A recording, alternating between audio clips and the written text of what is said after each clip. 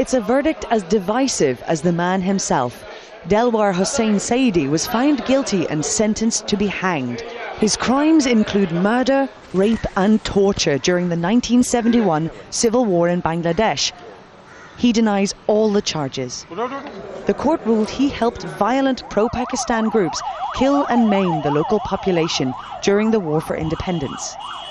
He has been convicted to the highest as a death penalty, and the other out of 20, 8 charges have been proved without reasonable doubts, beyond reasonable doubts. So those comprises the killing, deportation, transformation, conversions, murder, rape, etc. Mass demonstrations in the streets of Dhaka for weeks now have been calling for death sentences to be handed out to those on trial. Razakars, Al-Badr and Al-Sams, all of them have violated our mothers, sisters, and their acts are also against the country. We demand the trial of all Razakars. And we have come here to show our solidarity with these young people, and we want the execution of war crime suspects.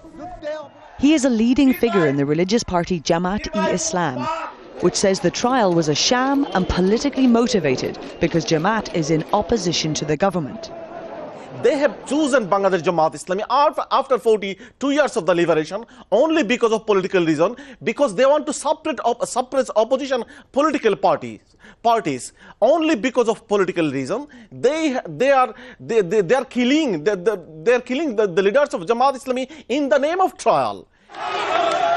Jamaat party supporters and religious activists have called a countrywide strike, and scenes across the country continue to reflect the sheer breadth of response to the death sentence.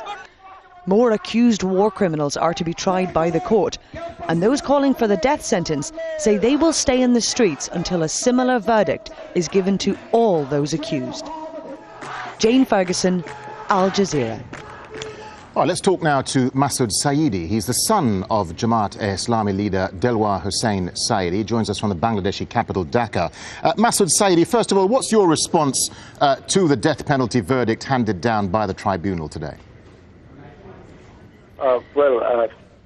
Let me correct the number first. You said that 30 people have been killed. It has raised to 60 already. Countrywide, these people from most community people has raised their voice against this verdict, and the 60 people already died so far. And we believe that the verdict is totally politically motivated, and as the last speaker said, that this verdict, and they are trying to actually stop the Islamic politics and movement from Bangladesh. So what are the legal options open to you and the Jamaat-e-Islami party now? I mean, will you appeal the verdict?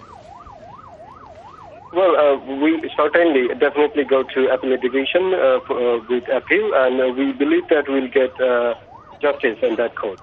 I mean, from the beginning, though, these tribunals have faced criticism both from within Bangladesh and the international community, from organisations like Human Rights Watch. Is there a feeling there that your father might not have received a fair trial? Yeah, there was confusion, and there was opinion from, as you said, international community, International Bar Association, Human Rights Watch, and also U.S. Congress, that the trial is not fair, and the process is not fair as well. So we were afraid of this verdict, and this has come out. So yeah.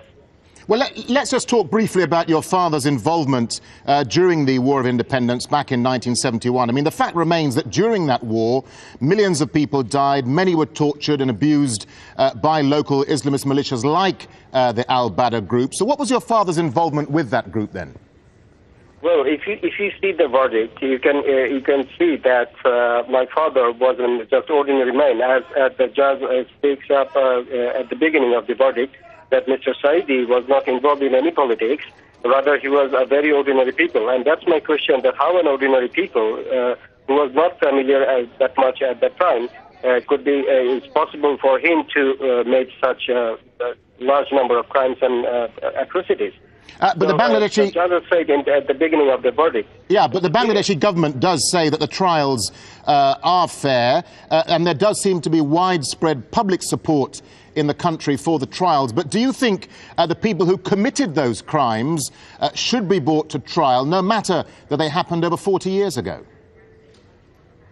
There is no doubt that every criminal should come to trial for justice. But the question is, what the government has said, they could not prove it in the court because if you look after these two issues where the verdict has come out, number one, Ibrahim Kuti, whose wife actually filed a case in 1972 for the murder of his husband, and Mr. Saidi's name was not there. And 4 or 5 people already convicted in that case. So today, very interestingly, the Ibrahim Kuti's case come again. And if you see the Hisham Ali's case, Shukab Ali, who is already abducted, who was abducted from the court, as you all know, as we've seen in Al Jazeera as well, that he said that Mr. Saidi was not involved in his. Let me just. All right, let me just jump in here with a final thought from you. Jamaat has called for widespread strike action. Thousands of people have already been on the streets. We're seeing pictures here on our screens, Al Jazeera, the violence which led up to the ruling today. Do you not think, though, that by calling for strike action, calling for protests, and calling for instability, you're actually further dividing the country along political lines? Well, it's not us, it's the government who has divided the country. Because it is not only Jamaat Islami. Mr. Delawar Hussain Saidi, Allama Delawar Hussain Saidi is one of the popular Islamist preacher for the last 15 years, in the 50 years in this country. Most people do go to his mahfil and listen to what he's saying. Because and he's one of the popular figure, as the verdict says, if you see the verdict. So the most people come out from their home and show their protest against this verdict. So it's not that we divide the country, rather the government and the unfair trial who has given this verdict has made this country divided. OK, Masood Saidi, thank you for talking to Al Jazeera.